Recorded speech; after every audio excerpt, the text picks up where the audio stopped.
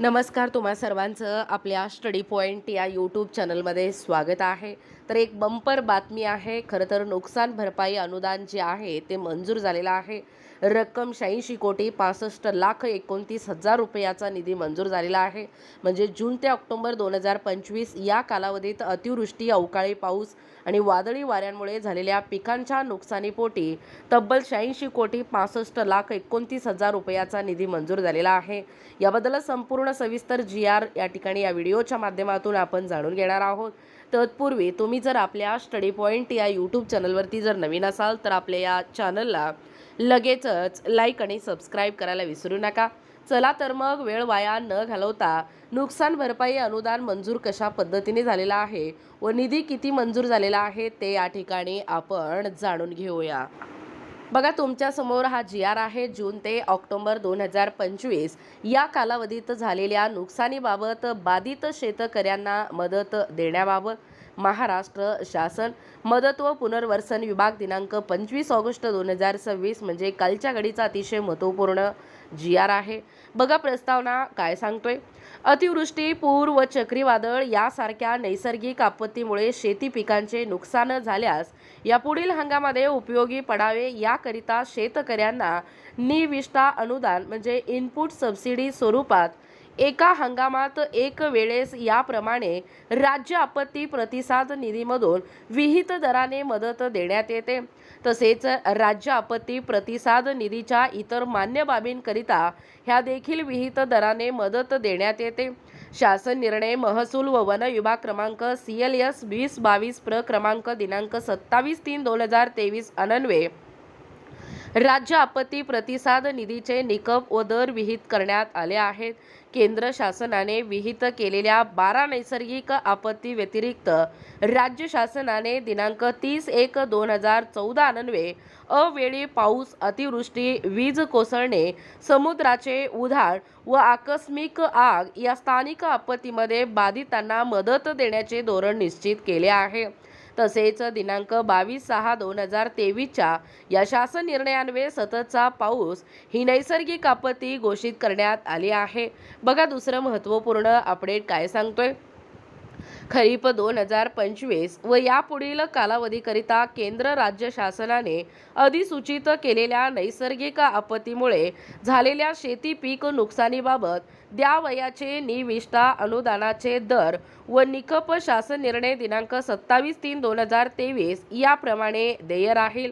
असा निर्णय दिनांक 30/5/2025 रोजीच्या शासन निर्णयान्वये घेण्यात आला आहे.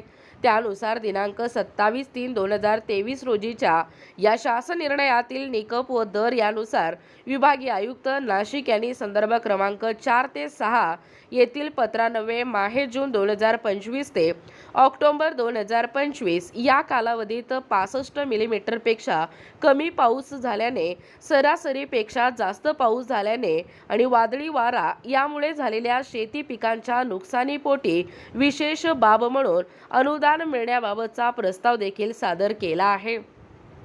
त्या अनुषंगाने माननीय मंत्री मदत व पुनर्वसन यांच्या अध्यक्षतेखाली गठीत करण्यात आलेल्या मंत्रिमंडळ उपसमितीची दिनांक 2/7/2026 रोजी बैठक पार पडलेली आहे. सदर बैठकीमध्ये उपरोक्त नाशिक विभागातील नाशिक, अहिल्यानगर, जळगाव या जिल्ह्यांमध्ये अनुक्रमे 65 मिलीमीटरपेक्षा कमी पाऊस झाल्याने, सरासरीपेक्षा जास्त पाऊस झाल्याने आणि वादळी वारा यामुळे जून 2025 ते ऑक्टोबर 2025 या कालावधीत शेती व फळपिकांच्या झालेल्या नुकसानीबाबतच्या प्रस्तावास म्हणून मान्यता देण्याचा निर्णय घेण्यात आला आहे. सदर मान्यता ही पूर्वधारण म्हणून यापुढे वापरता येणार नाही. तसेच सदर प्रस्तावास एक वेळची विशेष बाब म्हणून NON म्हणजे नॉन SDRF अंतर्गत 2245-2309 या लेखाशीर्षामधून खर्ची करण्यास मंजुरी देण्यात आली आहे. त्याच अनुषंगाने खालील प्रमाणे निर्णय देखील घेण्यात आलेला आहे. बघा, शासन निर्णय पाहू शकता.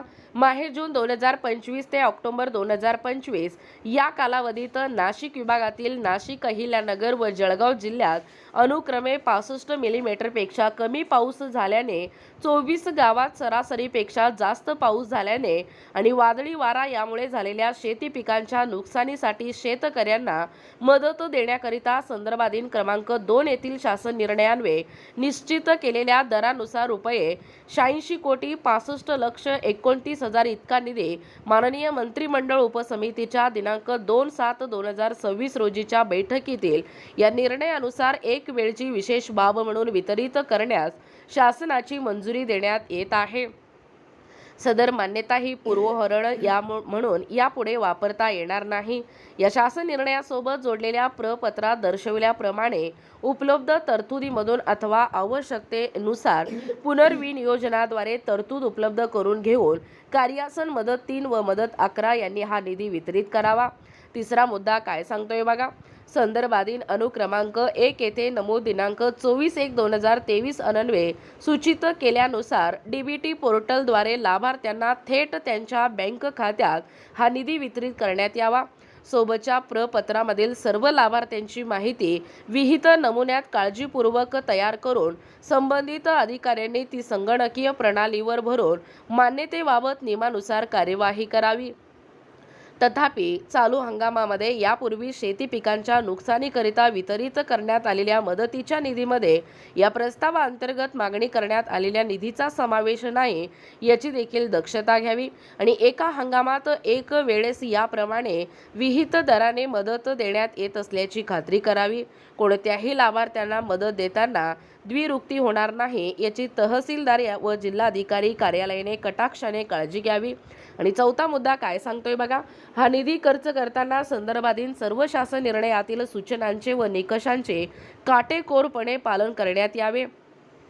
ज्या प्रयोजनासाठी निधी मंजूर करण्यात आला आहे त्याच प्रयोजनासाठी सदर निधी खर्च करण्यात यावा। ही मदत देताना नैसर्गिक आपत्तीकरिता विहित केलेल्या अटी व शर्तींची पूर्तता होत असल्याची खात्री सर्व संबंधितांनी करावी।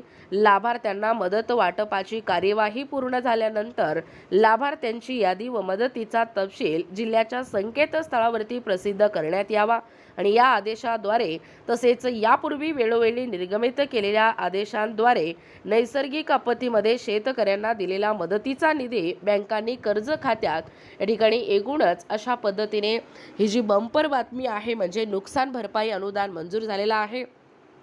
जून ते ऑक्टोबर 2025 या कालावधीत अतिवृष्टी, अवकाळी पाऊस आणि वादळी वाऱ्यामुळे झालेल्या या पिकांच्या नुकसानीपोटी तब्बल 86,65,29,000 रुपयाचा निधी मंजूर झालेला आहे। याबद्दल संपूर्ण सविस्तर माहिती या व्हिडिओच्या माध्यमातून जाणून घेण्याचा प्रयत्न केलेला आहोत।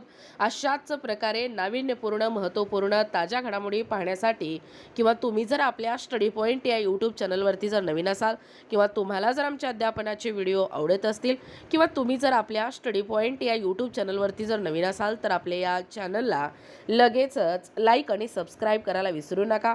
भेटूया अशाच पुढच्या नवीन व्हिडिओमध्ये। तोपर्यंत धन्यवाद।